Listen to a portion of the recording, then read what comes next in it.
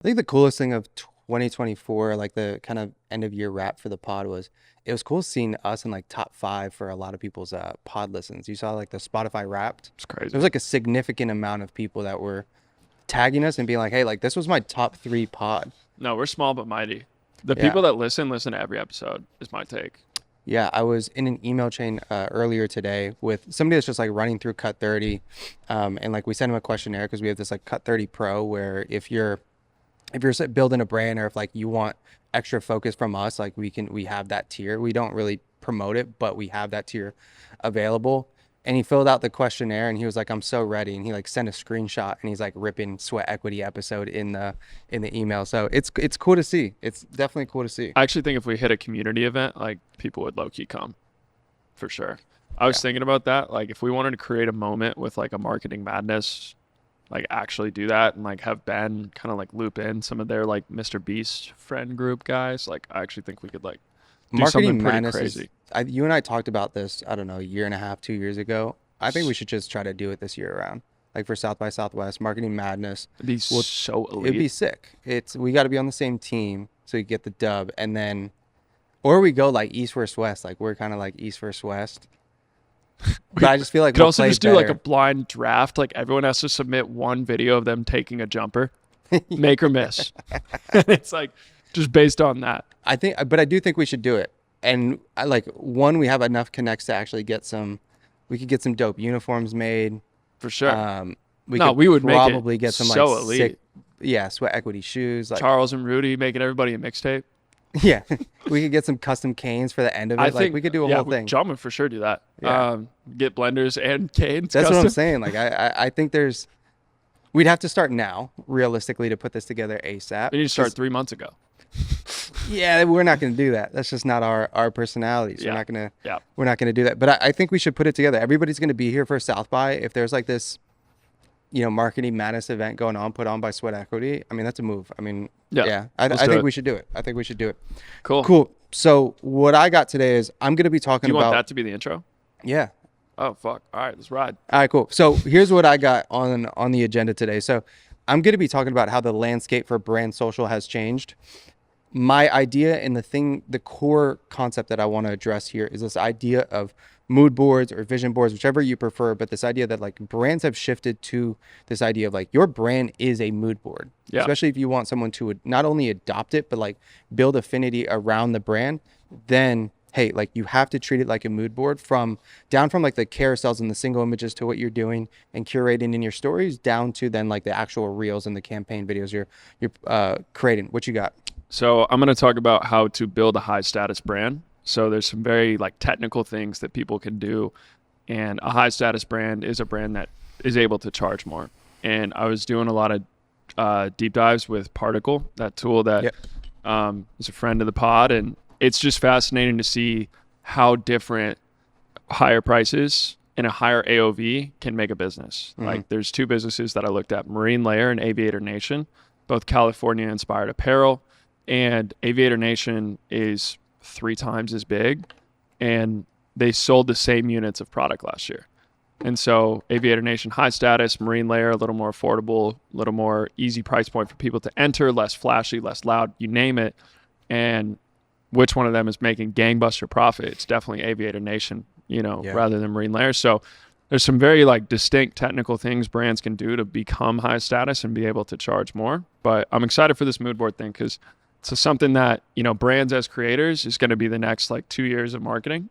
Yeah. And I think, what you're about to talk about is going to be super useful for them. And I think it plays perfectly into this idea of high status, low status. The better you can curate that mood board on your feed and into your content, the more you're going to be able to charge because the higher status you're going to be able to create through that content, right? Content is all about creating a perception. Yeah. Right. And the best content that does that is then you're going to affect everything else downstream, but you are going to be able to then have this high status because you've created this high status through the content. So, but the biggest shift that I've seen and the way that I've seen that the landscape for brand social has changed is it's changed from a product obsession to a lifestyle obsession. In 2016, when I first started like in brand social and I was a creator for brands here in Austin, everything was product focused. And again, like this was at that time where like nobody was really making video content. Or you threw up a video on IG, it took 3 hours to upload. It took 3 hours to upload. It was like a foreign thing. Foreign. And I'll never forget. Like, this is how new I was to it. If you go far back, you'll find this piece of content. But 2016 was like when I landed my first client here in Austin, right? This like coffee bakery shop. And this was at the time where like hype videos were a thing. Like, that's all people posted. People would post their hype travel videos, and like that's kind of what it was. Again, like that Jay Alvarez, like Sam Colder era. And everyone had a mixtape. Dude, whether you were a athlete or like a travel influencer. And so like it was kind of all I knew, right? And I'm pitching brands on like this new idea. And I'll never forget the first video I made was for this company, and they like made these bomb ass breakfast tacos. And I swear to God, I made the biggest like hype video for like a BTS of a breakfast taco. You just did a chorizo rap song. It was extreme. It was like beat dropping, like EDM beat dropping. And it's like, there's nothing more out of touch than a sick beat drop. Like, and it dropped, and it was like the taco was on a plate, and it like gets pushed forward and stuff. Yeah, But anyways, the obsession back then was, hey, we just have to push our products on here. People are like, they're searching here to see what you offer, and then they're going to go buy it. That has changed drastically from this product obsession to a lifestyle obsession. We now treat Instagram and mostly Instagram and even some of TikTok as through the same lens as like Pinterest, right? You go onto Pinterest because you want to create this vision board, this mood board, and you want to save all these things that inspire you or like have specific aesthetics and looks. And that same thing has now carried over to the content that we consume, and that then we look at as aspirational, right? And the way I see it is, social is the new vision board, where we're consistently seeing what inspires us. And the more we engage with it, the more the algorithm then shows us, right? So what I think brands need to do is they need to take advantage of this idea and create this aspirational mood board through their content to create what we call like association, right? But here's where brands really get it wrong. The content needs to be created as this idea of, look, who is my ideal customer profile? What is that dream life that they want to live? And then how do I create that aspirational lifestyle through my content so that the only way that they can attain this lifestyle is by purchasing my product, right? It now becomes part of the puzzle piece versus its own completely different thing. If I am, hey, like, we're going to go through brands that do an extremely good job of this, but association is so important. And I read something somewhere where it showed like, you know, if I'm taking a picture of my shoe and I'm kind of like high luxury, right?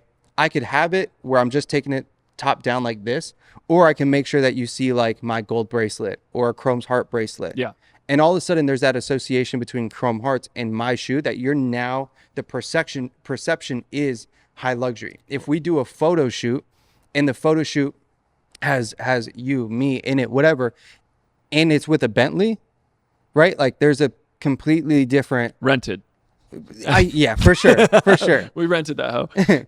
But just the idea of like, it's the association of product with specific objects. They're almost like Easter eggs. Yeah. You know, you're leaving little clues for people to pick up on that say, I speak your language, you know, I'm one of you.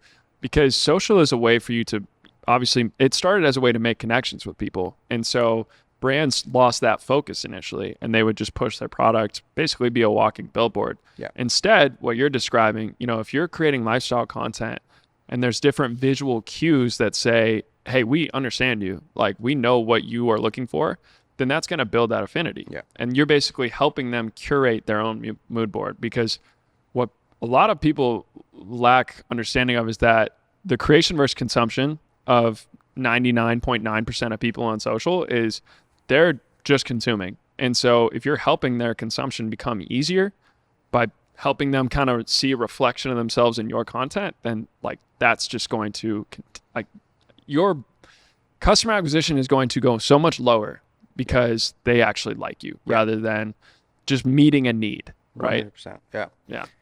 The thing for brands to understand is like, if you want to create this association, you need to take your product and you need to integrate your product with a few things. You need to integrate it with either a specific aesthetic, a specific location, specific people, communities, and or other products.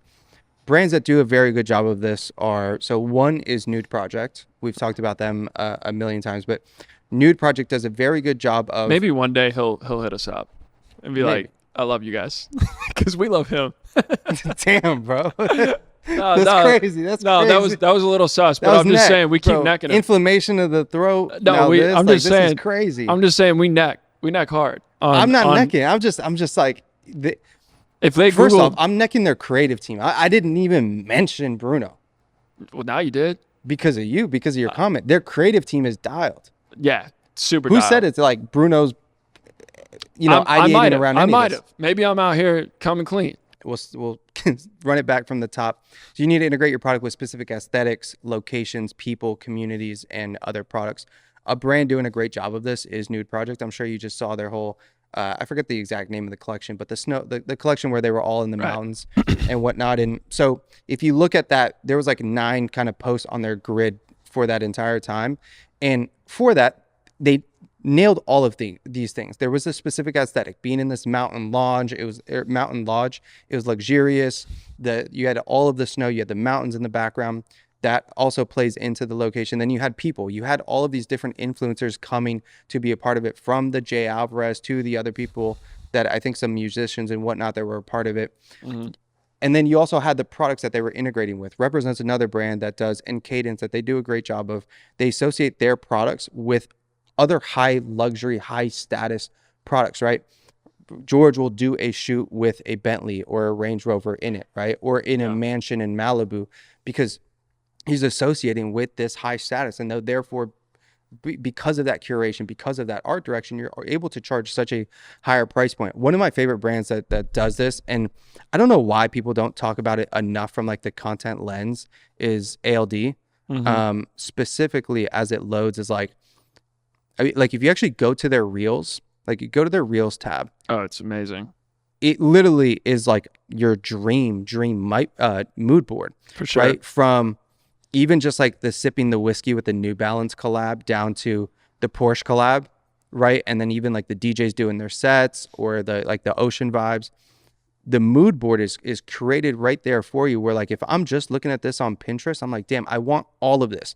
But now what makes all of these things, this thing that you aspire to have, or like this, what makes it complete? You take the fits out of this, and it is like no longer has that same feeling, right? Like the fits are a part of the mood board, and they're a part of what you're aspiring to have, and part of like the lifestyle that you want. And so again, like what I want to emphasize here is you have to like mimic and create and curate that aspirational lifestyle that a customer wants.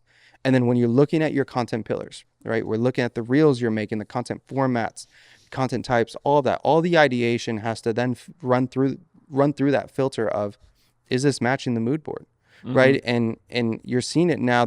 I forget exactly what brand it was, but there's a coffee brand that there's not really one piece of content that like shows the actual product. It literally all is about vibe curation of everybody outdoors, somebody's playing a ukulele, just chilling. And it's, again, about the experience that you're going to have when you get here. And so you could imagine if your goal or one of your things is to be more social and enjoy the outdoors, and then you see this coffee shop that is like just a complete vibe, it naturally attracts you there, right? It naturally brings you there because it matches what you're aspiring to do. And so it's really about reverse engineering. What is that lifestyle that my ideal customer wants to live?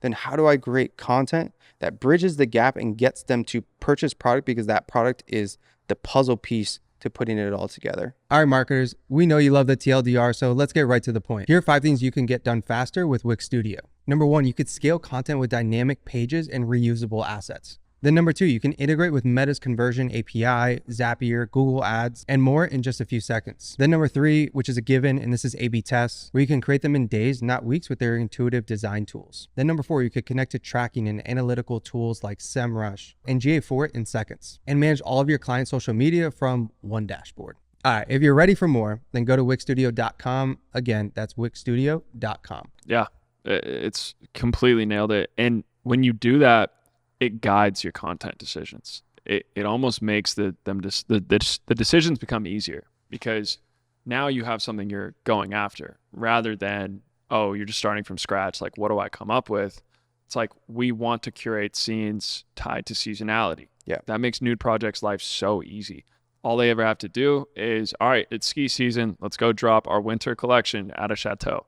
Makes perfect sense. Yeah. If you don't have a big budget, you don't need to go rent a whole chateau. You know, you just it might be worth it to go take some of your friends and film some stuff on location in the snow, but you don't have to rent a chateau and bring a big production team. But still, guiding that mood board by seasonality is such a good way to create that connotation with your audience.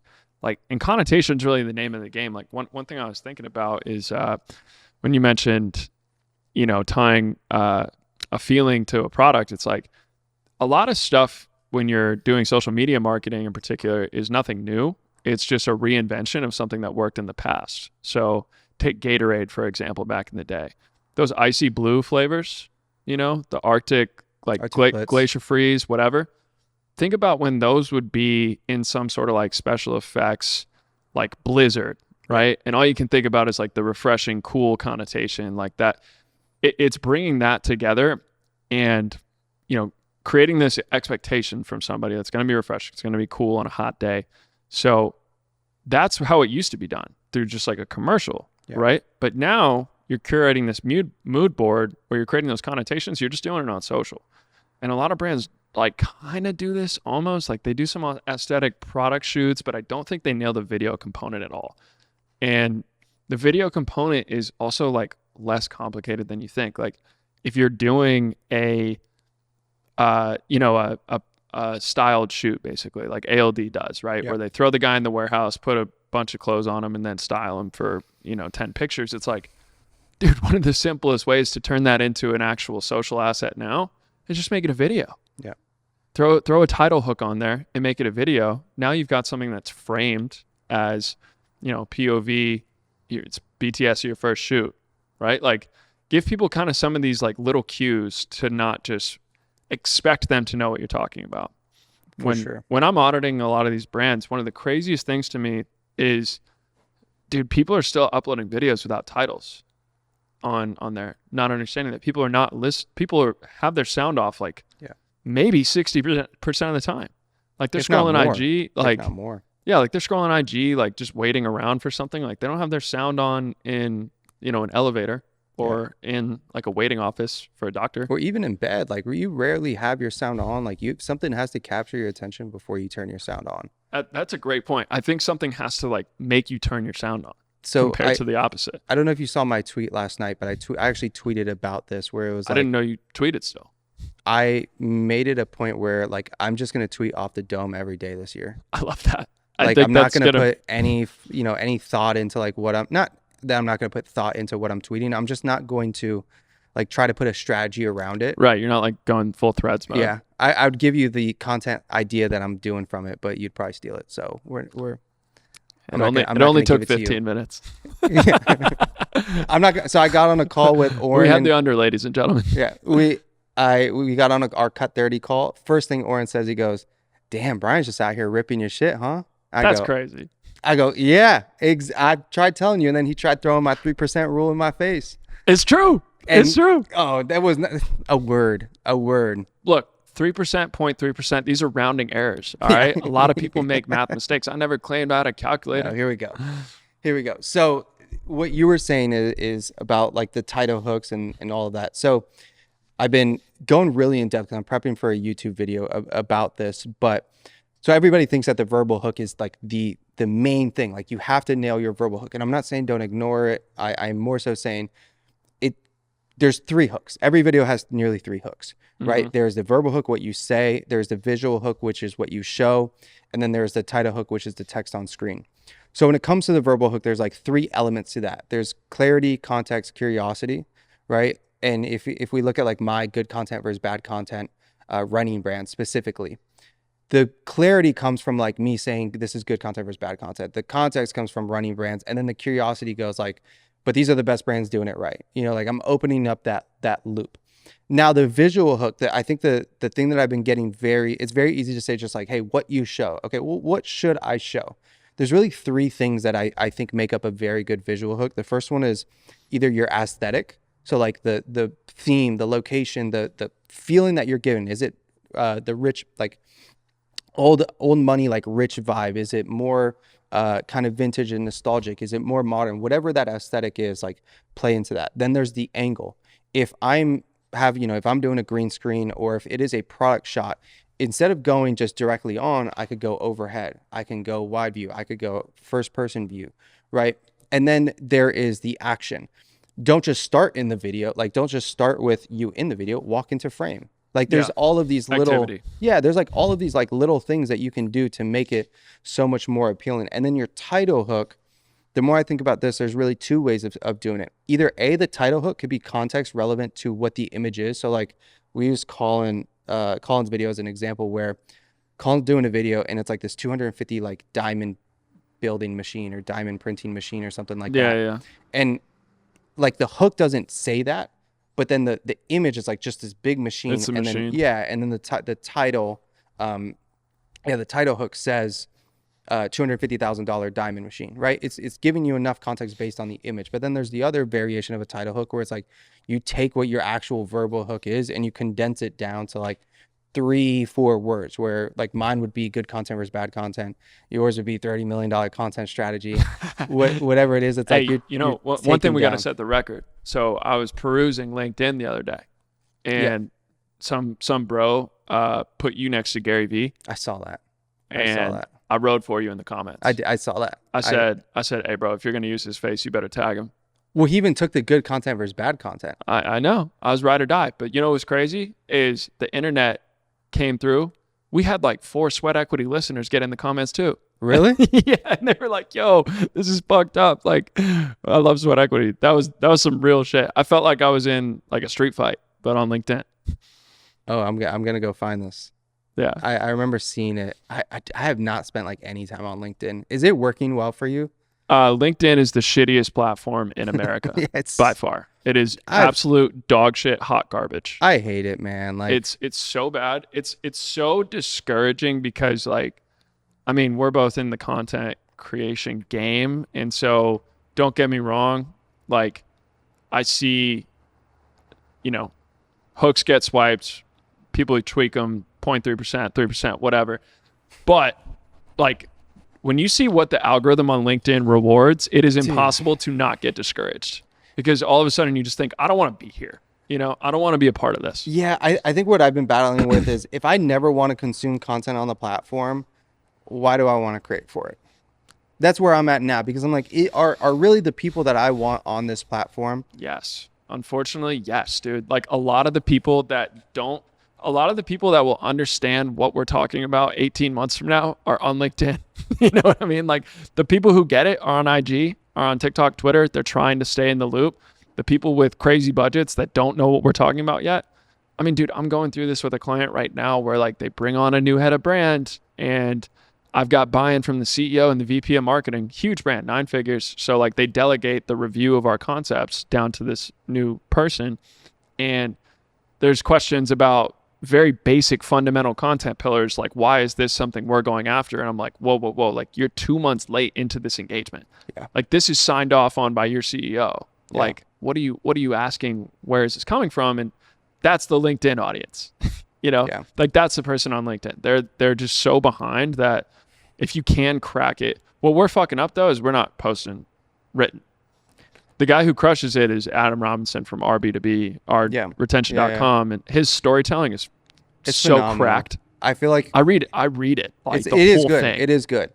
What I think would work well is just taking our scripts and like structuring it well. I've thought about that, like having a ghostwriter just like rip the script. Yeah, but dude, man, like I had somebody. I still write I write every single script that I write. I'll never not write my scripts. Yeah. I want to say that like on the record. Yeah. Like I'll never be able to trust someone to write a short form script other than me.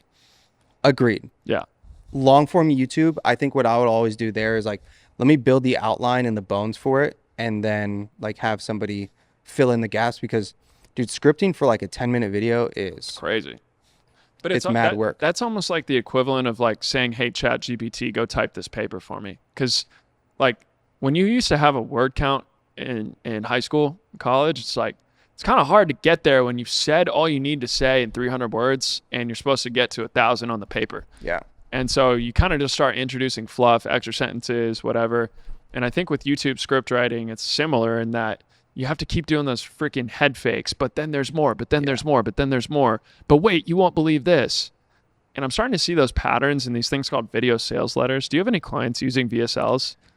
No, but we use one for Cut 30. Yeah. And so I have a couple of like gray hat, like internet Yeah. money clients now who are using like deep VSLs, basically not even tied to the brand. And dude, it's a 15-minute video. Yeah. And it just breaks my little crackhead Gen Z millennial brain because I'm like, who's paying attention to this? And it's like, oh, like a boomer got on this YouTube ad and then like watches this 25-minute video. So we're working like a little bit with Heat Map and to do like some content for like B2B SaaS, and Damn, that boy Alan, he's throwing you a bag. I love Alan. I'm meeting with him right after this. That's what. Yeah, he's a goat. Sorry, and I don't want to take up your time on your section, but the last thing I'll say is, Dylan, like the founder of Heat Map, is writing a book, and in it he's talking about all of these different kinds of landing pages, going deep into the specifics, and one of them is about video sales letters. And he literally said the same thing you said. It's like people think, like every video needs to be 30 seconds. He's like, a really good video sales letter is 30 minutes. And I was like, I could not imagine landing on a landing page and just being like, let me watch a 30-minute. But I get it, dude. The dude's optimized like 4 billion in revenue. Like he's absolutely dialed. But I'm like, man, that is crazy. So did you ever follow this guy, Alex Becker? Yes, I know exactly what you're talking about. So he was the king of this in like 2018. Yeah. He would hit you with a 45-minute YouTube ad. Yeah. And it was just, I mean, that like one of the craziest experiences of my life is watching whatever amount of Joe Rogan clips that I did as a 23-year-old that shaped my worldview right now. And then like seeing this dude advertise on all of those. And every single time clicking skip because I'm like, dude, I can't believe this is 45 minutes. 3 years later, he sells it for like $100 million. No way. He sold his company for 9 figures. And all I could think about was, wow, I was so wrong. I cannot believe that. It was such a narrative violation to me because I was like, this guy's an idiot. Why is he pumping this like 45-minute ad on YouTube? Meanwhile, that was printing for him. So I think this is Dylan. Yeah, it is. This is Dylan's like person that he looks up to is Alex Becker. I bet, because he built what Heat Map's trying to do in a modern age. That's what High Roast used to be. Yeah. Anyways, if they're not on Shopify, that means they might actually be richer, is what I'm starting to figure out as I go deeper in life. So hit me with this high status, low status. Yeah. So high status brands do these few things, right? So number one is they're exclusive. So they're creating products that are for us and not for them. What does this look like is Aviator Nation. They alienate a lot of people with their designs, with their price point and their marketing. Like they don't care about being for everybody. They don't want to appeal to certain folks. They do that with clear messaging in their ads, with clear messaging in their price point. It's a $180 hoodie. Yeah. It reminds me of a story that I was talking to one of the richest guys I know. And he was saying, yeah, I invited this guy on my jet. The guy said, oh, cool. Well, he said, I invited a guy on my jet and I just told him he had to pay for gas. And the guy asked, how much is gas? And he said, you can't afford to be on my jet. That's exactly how I feel with Aviator Nation, where they're like, it's a $180 hoodie. You're like, $180? And they're like, oh, no, you can't afford it.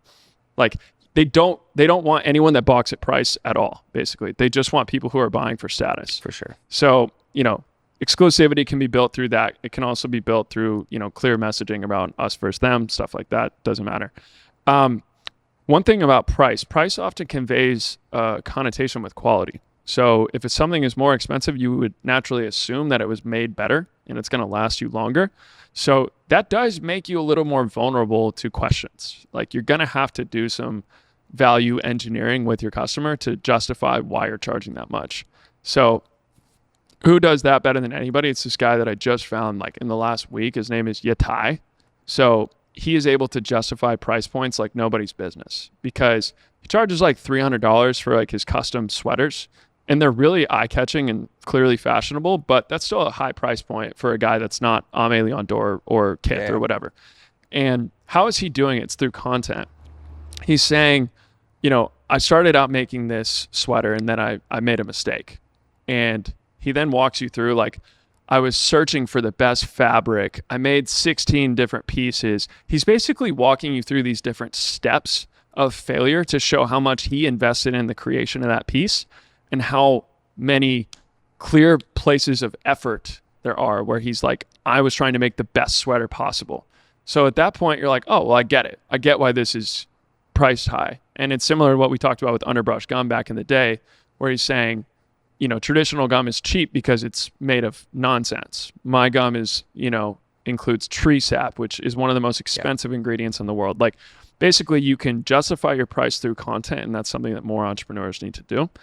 And that turns you into a high status brand, because all of a sudden you're being transparent. Like, people love to see, what goes into the making of something. And they also, if you're going to charge a lot, like, at least say why. Don't just be like, it's $500 and you can like it or not. This is something I was talking to the team over at Tier 4, because they came out with a carbon shoe, like a carbon fiber training shoe. And so in CrossFit, most of the price points for shoes are like $140, $150. They're not in that $200 range, right? That you either Nike Dunks could be at, or Jordans, or like the typical shoes, right? Yeah. And I was like, okay, so like if you're trying to take this up market and you are trying to charge $230 because it has technology in it where like it literally increases your power production. Yeah.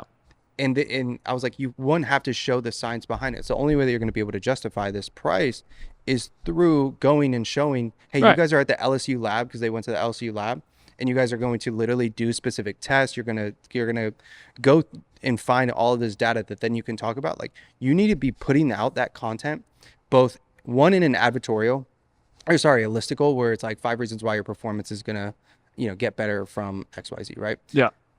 In email, and then specifically in content. It's not about just pushing the product. You need to be building a funnel around this product, around all the education points in it, but it really stems, and the core of it is the content, the content, and then continuing all those touch points. But couldn't agree more. Like, you can just charge so much more for everything because of your content. Exactly. Like, if you or I wasn't making content, we'd probably be charging a significant less amount of money. Yes.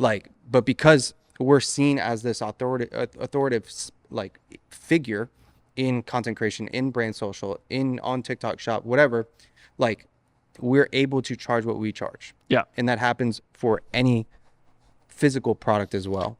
A framework I like to use is, think of your product on a spec sheet, a one-pager, and you have your features, you have your specifications, that's ingredients if you're a food product, that's materials if you're a shoe, like you're describing. And every single material has a reason that it's there. Every single brand thinks like that's something you can overlook, that's not that important. When in actuality, that's an opportunity for you to value engineer. Damn.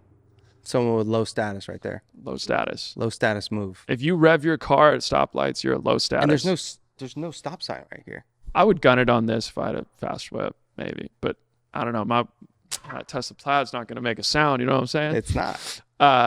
Still 50-50 on that. Anyway, so like, if you have a set of features, materials, all of that stuff, like you said, carbon fiber was in the shoe. Yeah. So, okay, well, I don't know what the hell carbon fiber is, to be honest with you. It sounds nice, but I really don't fucking know. And so it'd be kind of cool if you told me why it's expensive and why it's a better material than whatever silicone mold is being used as an alternative, and why it's not going to break my feet and give me plantar fasciitis. And now I'm going to be like, oh, this shoe is $230, the other one's $150. I'll get the $230. For you, it would basically be able to tell you that, like, hey, you're going to be able to jump higher when you dunk. Right, which is great. And that's the framing that it has to go Sell through. The transformation through the value engineering. Like, yes. 35% increase in force production for Brian is I get to dunk.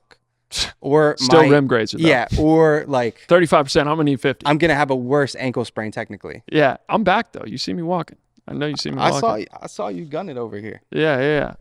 Still running from that snake 2 weeks later. So the other thing that brands do to make themselves high status is building urgency through scarcity. So when you make your products scarce, whether that's through collabs, whether that's through just limited drops of a specific collection, all of a sudden you're creating this urgency to take advantage of that in the moment. Yeah.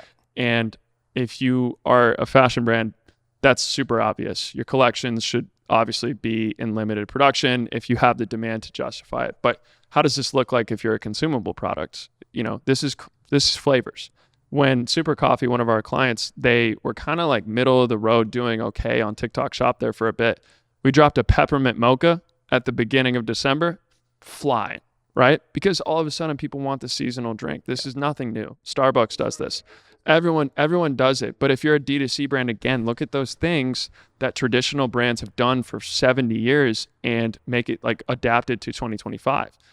Drop that limited edition flavor in the spring that feels nice and refreshing, and then create your marketing content around that drop. But that's only going to be there for about 45 days. Yeah. So if you're a diehard fan of the brand, you better take advantage of that scarcity. And that's how you build urgency and purchase behavior. One of my favorite examples of that this year was Saucony in Minted New York. Mm-hmm. And I know, like you said, it's a fashion brand. It's like a very, people were killing Saucony in those comments. Killing Saucony. Why? I don't know. They're just saying they fell off. I don't know anything about running. Like if anyone follows me on Bro, IG, I'm not going to lie. It felt so out of place for you to do the high stats, low stats running.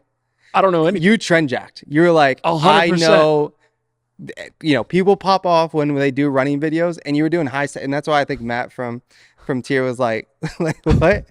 Because you don't know shit about running, and you were jumping in there like high stats, low stats. I saw 20 while Hokas wearing in your a day. Birkenstocks. I saw 20 Hokas in a day. I said, I'm coming for them. Yeah, I was like, it's them. That's my enemy. I'm coming for them. But Saucony, like the one thing that they've done that's high status this year was their collab with Minted New York. Yeah, for like sure. That there was that feeling of what. First off, it sold out in like a minute, mm-hmm. and it was high stats because it was on Go and StockX within the hour. Yeah, like a great question is like, is your product potentially resellable? 100%. Like, is someone going to get it as a collector's item? Yeah. And that's a good segue into like FOMO is one of the strongest psychological buying behaviors that brands can use in 2025. It's like by far. Like if you can get someone to feel like they missed out, then is there a more powerful emotion? I mean, no, seriously, like it's how you basically want to trick someone into being irrational about their behavior with your brand. Like Ame, for example, Ame Leon Dord, they constantly have these archive sales, right? Yeah. They have this end of season sale where they go through their entire set of jackets, and they're selling jackets in the spring. So, they pushed all these jackets in the fall. Now it's springtime, it's summer. So like whatever, bro, they'll throw them 50% off. That's crazy when you bought the jacket at full price. I know. It breaks your heart. It breaks your heart. And like, I think what's crazy is that they're able to FOMO you into buying the new collection because they sell out of stuff so frequently. And so they make you act irrational at the beginning. Like they make you act irrational at the drop, even though it might be misplaced behavior. Yeah. And I mean, shit, this jacket in particular. Is that Ame or is that Cherry? This is Ame. Okay. It looks like my pants that I have. That's why I was wondering if it was Cherry. Damn, I thought you were about to say it looks like my parents' jacket. No, I like it. Absolutely. I like it. But I have a pair of pants that like it's the same kind of darker beige and lighter beige. Yeah.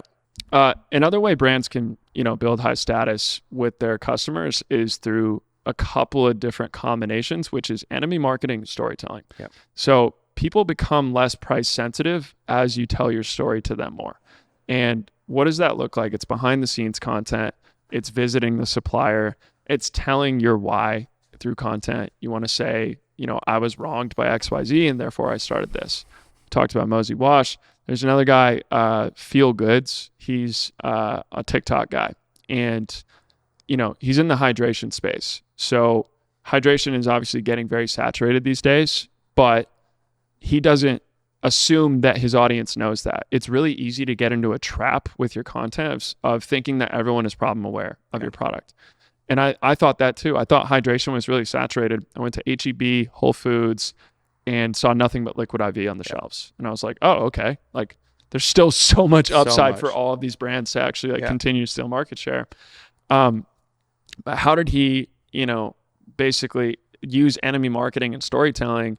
He would take a Gatorade bottle and toss it behind him and be like, you're drinking trash. You're literally drinking sugar every time you drink a Gatorade. You're not actually getting healthy electrolytes for you.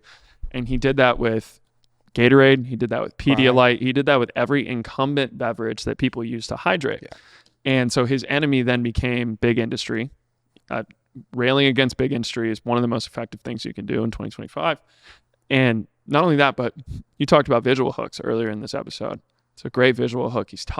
Every single visual hook, he tosses the Gatorade behind him and then he drains it in a trash can. It's great. Yeah, no look. Spot on. He must have taken 50 takes. No look. Wow. It's an unbelievable shot. And like you see it, like does he throw it and you see it go in and all in one same shot? Okay. Oh yeah, it's a or great. Is it cut up? You know it's a great visual hook, and it's just so powerful because it's stupid, it's silly, it's like haha, but also like the symbolism is still there behind it, and it's attention grabbing. So it really is like that perfect combination of things. But what he's also doing is giving himself an opportunity to tell his story. I was someone who would always be hungover. I needed to drink electrolytes to feel better and recover. And so I got into drinking Gatorade too much. It never really made me feel that much better. And I started to look into why. All of a sudden, he's got your attention. He's built the problem. And now he's ready to sell you a solution.